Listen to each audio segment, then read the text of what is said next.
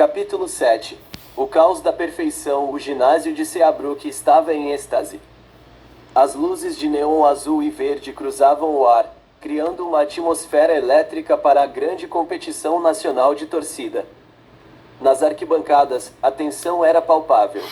O troféu de ouro maciço, o objeto que guardava as coordenadas da utopia, brilhava sob os holofotes no centro de um pedestal de vidro, protegido por sensores de movimento.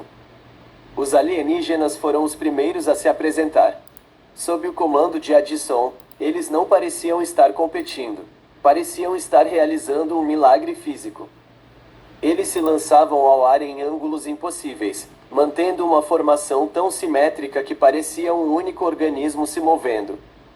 Addison estava no topo da pirâmide, sua pele brilhando com um tom azulado pálido e seu cabelo ciano deixando um rastro de luz enquanto ela girava. É agora, sussurrou Zed nos bastidores, sinalizando para Elisa e Willa. O plano era simples, mas ousado. Usar a tecnologia de Elisa para emitir uma frequência de rádio dissonante, misturada com o uivo sônico dos lobisomens e o som gutural dos tambores zumbis.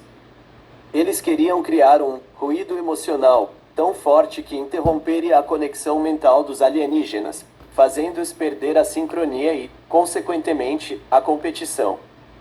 Willa soltou um uivo baixo, que foi amplificado pelos alto-falantes escondidos de Elisa. Ao mesmo tempo, os zumbis começaram a bater em canos de metal, criando um ritmo desordenado e selvagem que contrastava com a música harmônica da apresentação. No palco, a Pen hesitou por um segundo. A conexão mental estalou. Ruído detectado. Interferência de frequência local. Transmitiu a Pen, tentando recalcular o movimento. Addison sentiu a vibração. Ela olhou para o lado e viu Zed nas sombras, os olhos dele suplicantes. Por um momento, o coração dela acelerou. A imagem de sua vida humana em Seabrook tentou romper a barreira azul em sua mente. Edison, Zed gritou, saindo das sombras. Lembre-se de quem você é.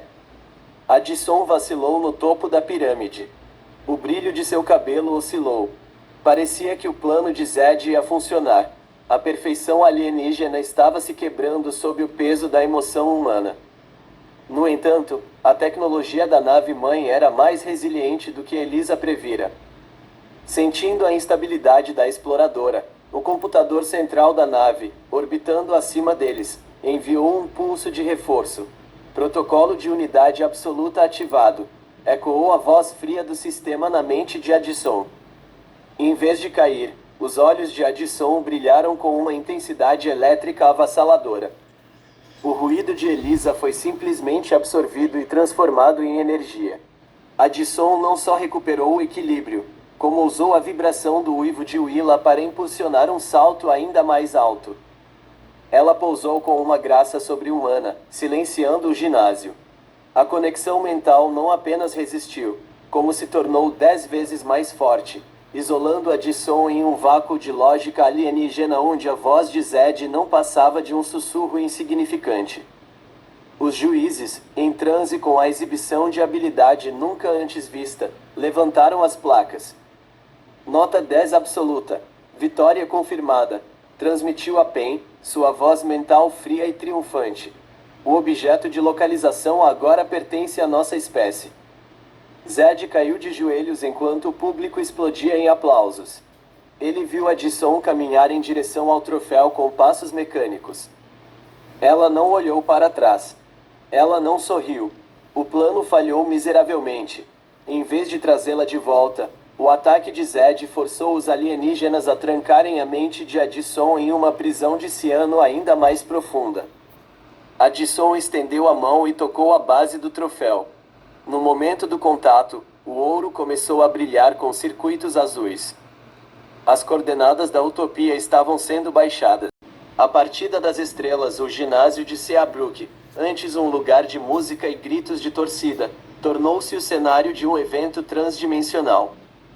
Assim que as mãos de Addison envolveram as alças do troféu, uma coluna de luz ciano disparou do objeto em direção ao teto, atravessando o telhado do ginásio como se fosse papel, conectando-se diretamente à nave-mãe que pairava sobre a cidade.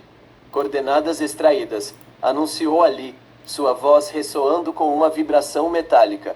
O caminho para a utopia está livre. Explorador Addison, prepare-se para a extração final.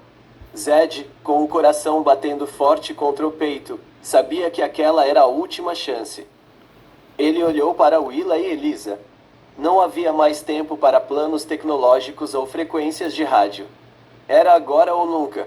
Não vamos deixar eles levarem ela, gritou Zed, pela Edison. Numa investida desesperada, os lobisomens saltaram das arquibancadas, transformando-se em borrões de pelos e garras. Zed ativou seu bracelete de zumbi ao máximo, sentindo a força bruta correr por suas veias.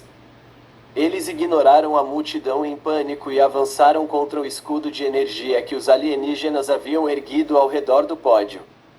Willa bateu contra a barreira invisível com um uivo de dor, suas garras soltando faíscas ao tocarem o campo de força. Zed, usando todo o seu peso, socou a parede de luz.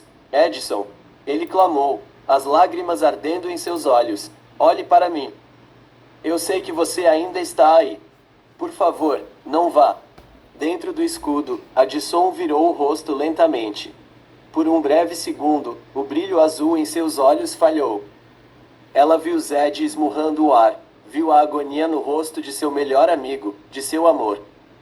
Uma lágrima solitária, brilhando como um cristal ciano, escorreu por sua bochecha.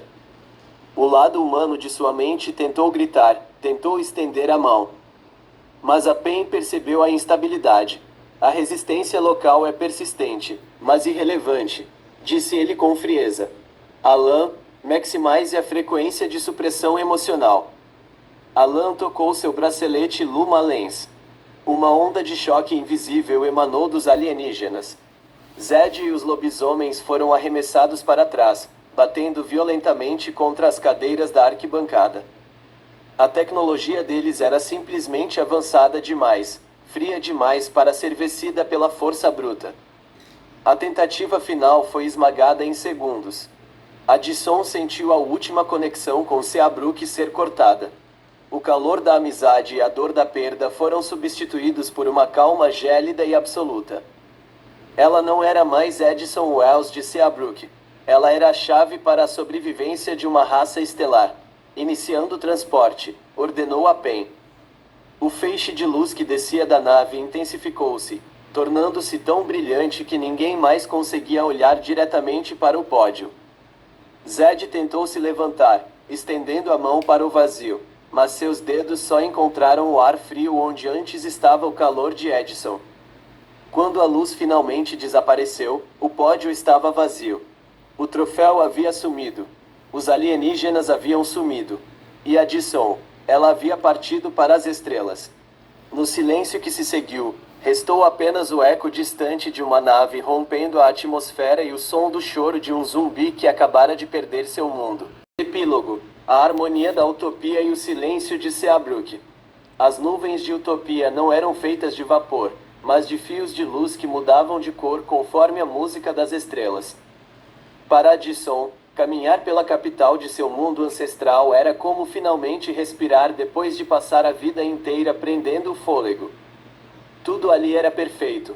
As cidades flutuavam em perfeita geometria, e a conexão mental com seu povo era agora um oceano de paz, sem o ruído, o medo ou o preconceito que ela conhecera na Terra.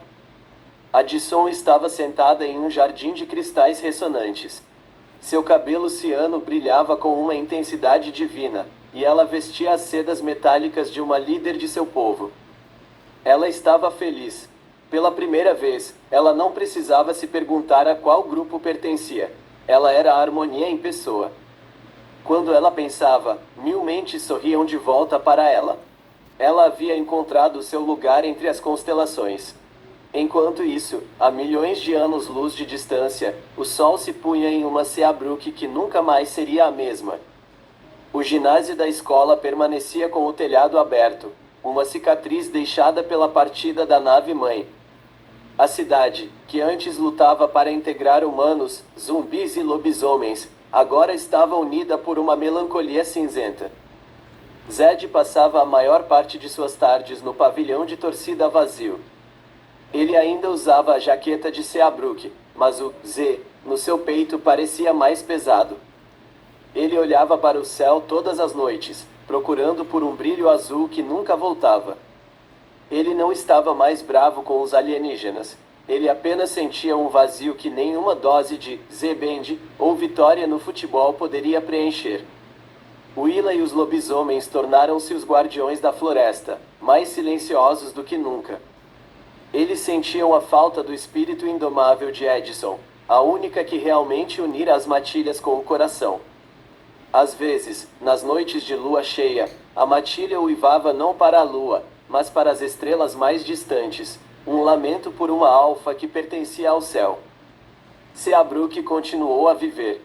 Book tornou-se um prefeito obcecado em construir um monumento em homenagem à garota que veio das estrelas. A integração entre as espécies tornou-se total, pois todos haviam perdido a mesma pessoa e, nessa dor comum, encontraram a paz que Edison sempre quis.